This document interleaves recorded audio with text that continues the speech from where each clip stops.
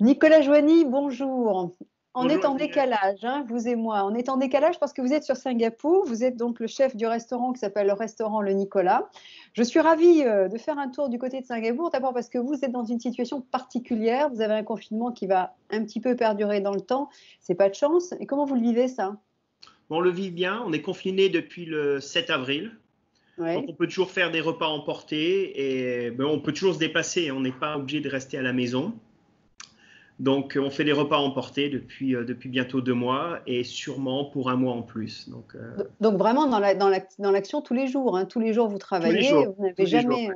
voilà, Ouais. avec votre masque, parce qu'on sait que la réglementation là-bas est absolument stricte, hein. OK. On va parler de vous quelques minutes aussi, parce que vous avez aussi un parcours assez atypique. D'abord, rappelez que vous êtes né en Afrique, hein, le Congo, le Togo, des parents donc qui sont d'origine ardéchoise, c'est ça? Oui, oui, papa ardéchois et maman du Gard, donc vraiment des gens du Sud. Ouais. Voilà, donc vous avez grandi en Afrique de Voilà. l'Ouest, Afrique Ouais, centrale. je suis né à Pointe-Noire au Congo et après on a déménagé en Mauritanie. On a passé quelques années au Togo, à Lomé, avant de rentrer en France. Et Voilà. alors cette cuisine, elle est arrivée comment? C'est en Afrique que vous avez eu Non, pas du tout, pas ah, du tout. ouais. C'est vraiment les racines françaises. Donc, on n'allait jamais au restaurant. Donc, on avait beaucoup de produits à la maison. On produisait presque tout une fois qu'on est rentré en France. Puis j'ai Ouais. toujours cette passion de la cuisine, donc ça a été un choix assez facile, hein. Alors comment a été votre apprentissage? Parce que finalement vous avez tourné, hein, auprès de différents chefs, et j'ai même vu que vous aviez travaillé au service de monsieur Juppé, hein, à Matignon. Donc ça Oui, a dû être pendant une jolie un 6 mois. expérience. Oui, c'était bien, c'était une belle expérience, surtout d'être au contact d'hommes politiques tous les jours. Donc, j'ai passé un mois dans la cuisine principale Ouais. avant d'être transféré vraiment dans la cuisine du Premier ministre. Donc oui, c'était assez intéressant.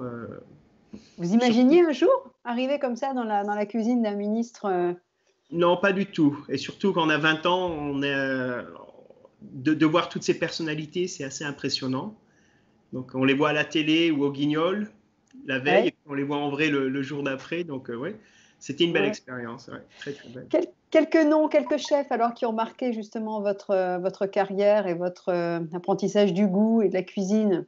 Et ben mon premier chef, bien sûr, Max Dandine à Bormes-les-Mimosas. Très joli coin d'ailleurs, hein. Très joli coin, une cuisine vraiment provençale, vraiment des petits farcis niçois, des salades, des tartes à la tomate, que des beaux produits. Donc là, c'était une belle expérience. J'ai appris beaucoup de techniques, même en Ouais. pâtisserie. Et après, vraiment, les grands chefs qui m'ont marqué, je dirais Michel Delburgo, qui nous a Ouais. malheureusement quittés il y a quelques années. Claude Perrault, Vivarois, qui était quand même un chef atypique, très bourru, ardéchois aussi.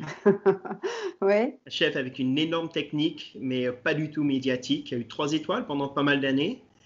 Et puis Anthony Genovese qui m'a donné une nouvelle perspective de la cuisine et de manager une cuisine. Voilà. Et qui est passé par ici, hein, qui est passé par Monaco, qui a aussi côtoyé quand même pas mal de Bien chefs sûr, en mais France, et il qui est est né, toujours il est né proche en aujourd'hui. France, il est né sur la Côte Ouais. d'Azur, Anthony, de parents italiens. Voilà. Ouais. Maintenant, il a Ouais. 2 étoiles à Rome. Ouais, Et je ne désespère pas de le mettre en boîte aussi. Voilà, ce j'espère. monsieur-là. Oui, oui, oui, je suis en contact avec lui. Alors, merci en tout cas, hein, d'avoir accepté cette petite invitation, mais on est content, nous, de pouvoir, voilà, de pouvoir partager cet événement aujourd'hui, confinement, post-confinement, avec des chefs, et encore plus quand on peut de temps en temps dépasser les frontières, puisqu'on ne peut pas le faire autrement qu'à travers l'image. Eh bien, nous le faisons. Avec une recette, alors on va se diriger et rester en Ardèche avec vous. On va être pour le coup très français. Vous nous avez concocté un petit truc très sympa qui s'appelle la crique ardéchoise. Oui, c'est une recette traditionnelle. Donc, il y a 2 façons de la faire. Les Ouais, puristes de l'Ardèche du Sud la feront qu'avec des pommes de terre. Dans le Nord, ils mettent un petit peu d'œuf ou de crème. Donc, moi, je ouais. préfère juste de la pomme de terre, de l'ail haché, du persil, sel, poivre et du piment d'Espelette qui est un peu dans tous mes plats. Et Ouais. voilà, c'est juste râpé, cuit lentement à la poêle et puis Comme une crêpe, hein, c'est ça? Vraiment une grande galette. une galette un petit Voilà. peu épaisse, donc il faut vraiment avoir une belle croûte et puis il faut que ce soit moelleux à l'intérieur. Voilà, Ouais. bon, on peut l'accommoder avec une salade, Là, sur la recette, je l'ai fait avec des crevettes, des asperges blanches, c'est les dernières qu'on va recevoir ici à Singapour, et puis des pousses de petits pois. J'ai trouvé ce matin au marché. D'accord. Et ensuite, on va rajouter par-dessus donc les crevettes. Nous, on a cuit les asperges à cru, donc huile d'olive, ail, et puis les asperges blanches juste sautées 2-3 minutes à cru pour vraiment préserver les saveurs. Puis on a rajouté 2 crevettes qu'on a cuit en 2-3 minutes et déglacées au vinaigre balsamique. Et on a rajouté une belle huile d'olive assez fruitée. Voilà. Super. Alors, vous aurez quand, vous? Très bonne question. Ça, c'est la colle. On devait ouvrir le 1er mai, ça ne s'est pas fait. Donc, ils nous ont annoncé 4 semaines de plus. Donc, on espère vraiment ouvrir début juillet au maximum.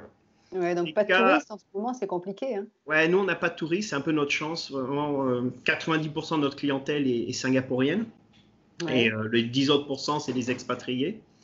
Donc, ils nous soutiennent toujours avec les plats emportés. Et donc, oui, j'espère vraiment parce que c'est dur. C'est une ville quand même assez chère, Singapour. On a des loyers assez élevés.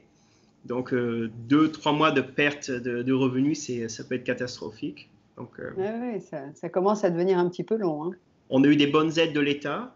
Donc, ils nous aident un petit peu sur le loyer et ils nous aident un peu aussi sur le salaire des employés.